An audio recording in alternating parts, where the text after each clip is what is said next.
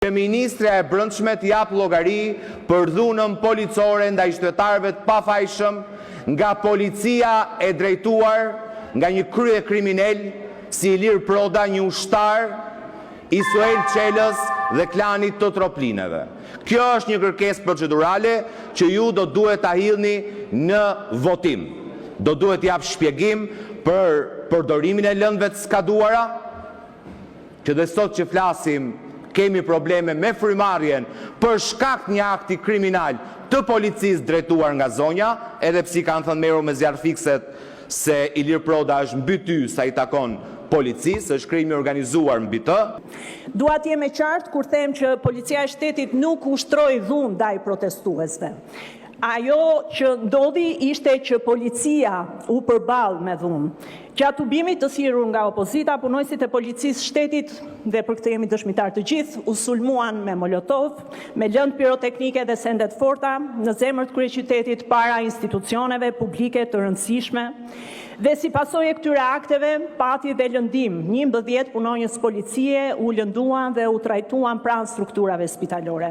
Policia e shtetit ka vepruar në përmbajtje të plot të rregullave, të ligjit, të standardeve, të profesionalizmit, ka bërë thirrje të vazhdueshme për ndalimin e dhunës dhe për ruajtjen e karakterit paqësor të protestës, dhe vetëm pasi këto thirrje u shpërfillën dhe rreziku për jetën e punonjësve të policisë u bë evident, atëherë institucionet dhe qytetarët gjithashtu ndihen të kërcënuar në këtë situatë, u ndërmorën masa për shpërndarjen e turmës sipas parashikimeve ligjore dhe procedurave standarde operacionale.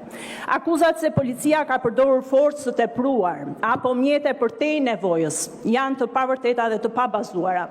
Çdo veprim është kryer mbi parimin e proporcionalitetit dhe domosdoshmërisë, ashtu siç e kërkon ligji dhe standardet për ruajtjen e sigurisë publike. Dua të theksoj edhe diçka tjetër shumë të rëndësishme, e themi gjithë këtu me radhë, e drejta për protest është një drejtë kushtetuese dhe e pacënueshme për çdo, por dhuna nuk është një drejtë politike. Të pretendosh që arrestimi i një minoreni me që nga kujdes, këtë vetë jo një nën, po as një njeri i pa shpirt nuk mund ta thotë. As një njeri i pa shpirt, se nuk është cinizëm. Është revoltues të dëgjosh në këtë seancë se burgosja e një minoreni në qenë ka humanizëm. Dhe kush e thot këtë? E mori fjalën këtu pasi i doli gjumi Ergyst Agasit dhe i dërgoi zëdhëses mesazh, i tha reago tani. Sepse Ergyst është në Tiranë, nuk është aratisur, jo, këtu e keni. Dhe di shumë mirë ajo ku është. Se e dim gjithë e ku është. Por të pretendosh për shtet ligjor në një vend ku kjo shumicë jo vetëm rëmben taksat, por rëmben me uniforma policie, drejtues opozite dhe qytetar të pafajshëm, është kriminale.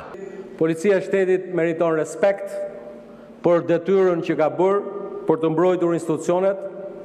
Thirrja ime për ju, deputetët e Partisë Demokratike, është të mbështesni punonjësit e ndershëm të policisë shtetit, ata që kryen detyrën me ndershmëri çdo ditë, çdo lloj forme dhune kundër institucioneve, si ato breshërit, njërin e kishte qitur aty mbuluar kokën dhe i cili i dukej vetja si Chuck Norris dhe që po qëllonte kryeministrin, një gjë bajate që se bëni dhe sikur kjo është një shprehje e gjithë urrëties, ndërkohë që nuk kishte as gazetar aty që nuk e dinte që ka i grupi aty në mes.